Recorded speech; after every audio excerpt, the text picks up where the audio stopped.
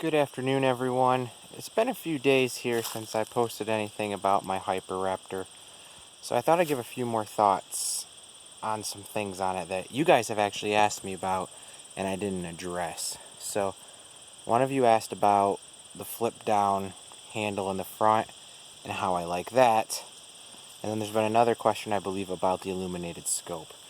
So I want to just address those a little bit. I'm going to shoot a few more rounds through here today, and I just thought, hey, let's talk about that a little bit.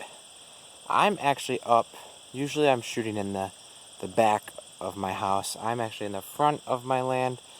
I put this, it's actually an older tripod stand. I think I've had it for 3 or 4 years now. I moved that to the front of my land, and you can see here, I had a friend's tractor. I kind of scraped the ferns out of here. I'm going to plant some rye up here.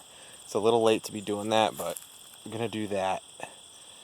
Last year, I had a whole rub line all the way through the front of my land. And there's a house not far that way, and another house the other way. My land is kind of narrower in the front, but I thought if they're coming through here, I'm going to get this ready. So I have a little saw. I'm going to cut some of the pine trees, try to wrap it around that for a little cover.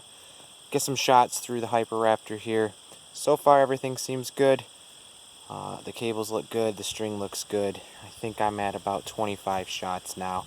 So I'm going to do some more shooting with that and just talk to you a little bit about the handle as I do that. So here in the front of my land, I actually have about a 25-yard bow range that I made back when I first moved in here. So this is nice if I don't want to worry about other people. I've got a hill built up behind it. You know, it's not shooting anything towards a house or anything like that. I've got it angled away from everyone's house. I actually pulled up Google Maps and figured out where I wanted this before I started. So there's the Raptor again. And the Quiver, which if you watched any of my last videos, you know I'm not a huge fan of the Quiver.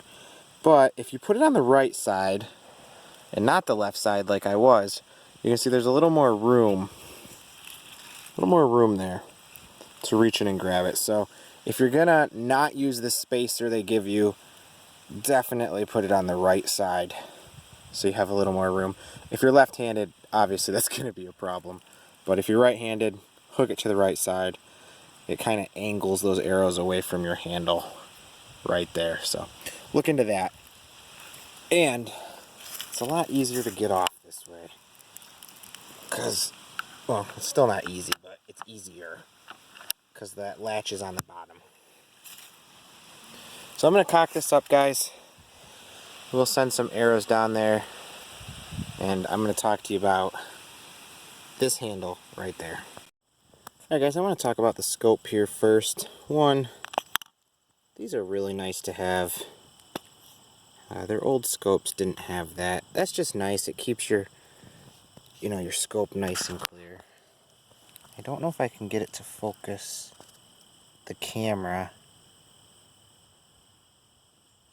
You can kind of see it's got circles in there, and those circles will actually light up. And there's lots of different adjustments for that. So with those adjustments, there's different brightnesses on the circles in your scope. And I have used a red dot scope before on a crossbow, and I hated it because I felt like the dot was so bright I couldn't see the deer in low light, and I can't get the shot that I want. With the scope that Barnett's put on there, you can turn down the brightness on that so low that in the daylight you can't even tell it's on.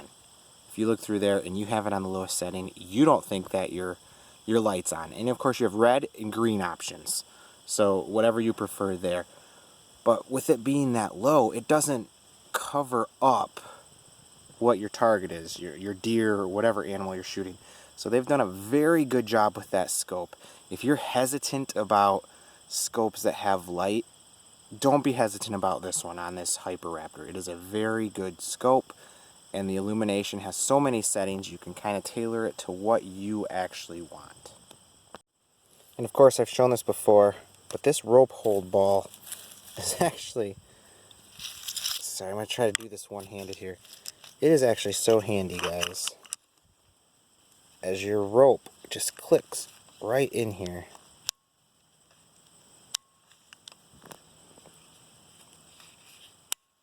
You can hear that click. Your rope clicks in there, and then you can adjust it, but it's not,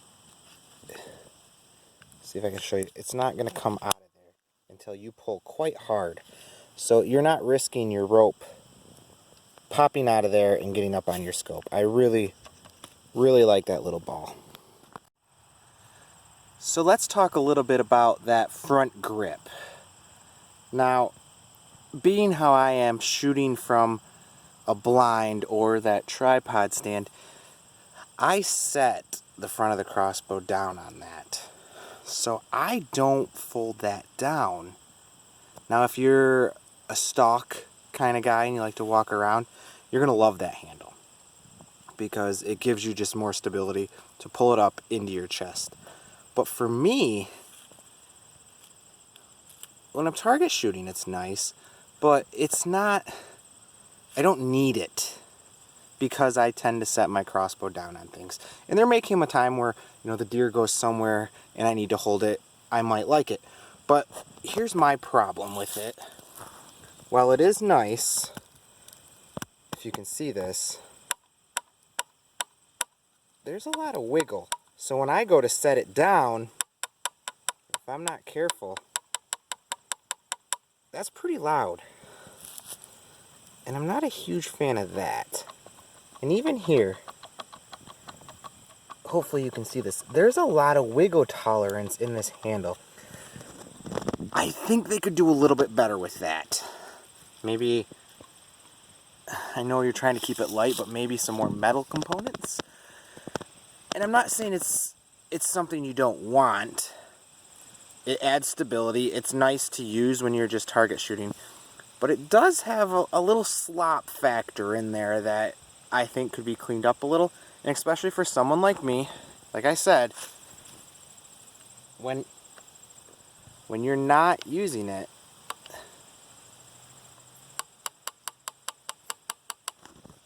I don't feel like it should make that much noise. Because if I'm moving it to set it down on my blind out the other window, and I get a nice loud,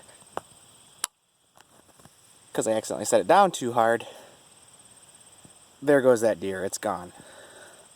So, is the handle nice? Yes. And no. It's got a little slop in there. Would that keep me from buying this bow? Absolutely not. Just know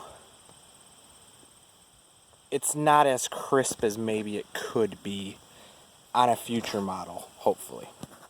Now, I am out here target practicing without a stand or anything, so I will be using that handle. And I'm going to try to set the camera up so you guys can see that.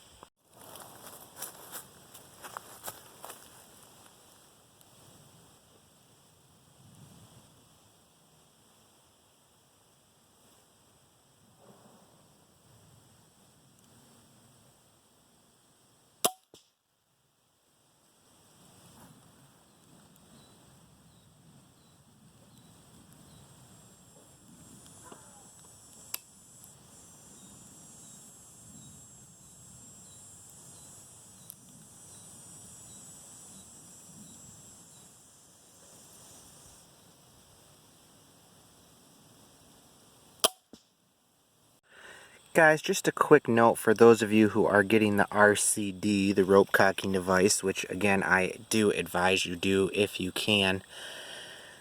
Muscle it back on your own. It's not too hard to pull back. And I've shown how the crank cocking device on this is not my favorite. But if you do get the RCD, just one thing to note, this has happened to me a couple times now and in one of the videos. This side of your scope, this is your adjustment for the brightness of your illuminated scope, is a little bit bigger than this side. It's really hard to tell on video, but you can see it's just a little bit bigger. You will catch your rope on this one so much if you're not being careful. So just watch that. Just another one of those, hey, you know, don't do what I do. And hopefully it can alert you guys before you make the same mistake I make. So you can see that. So shooting freehand, I'm not as stable as I would like to be, quite honestly. And I don't feel like I'm getting my best shot. So what I've done is I've actually laid down on the ground. And this is where that handle kind of comes in handy. I can use that handle kind of like a little monopod, I guess if you want to call it, because it's not a tripod, obviously. And I could set that on the ground here, and it keeps my bow up off the ground. That way I can get stable. Yes, I have to lay on the ground, but I can get a stable shot without having to walk back to the house and get something to hold the bow up. So just a little trick, I guess, and a plus of having that handle that flips down. Like I said, I don't use it a lot, but something like this, I just want to take a few shots, make sure everything's good, get more used to my bow. That allows me some stability while laying on my stomach on the ground. Just something that you can try if you're doing the same type of thing as me.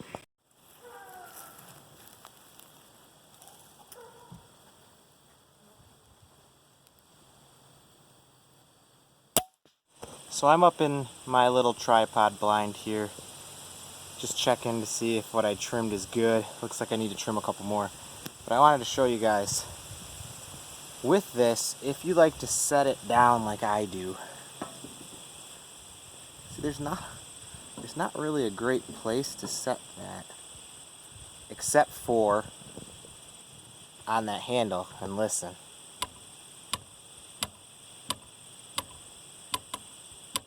Now that's not my blind, that's just the handle. So I really would like to see that cleaned up on the next generation if they make another one of these.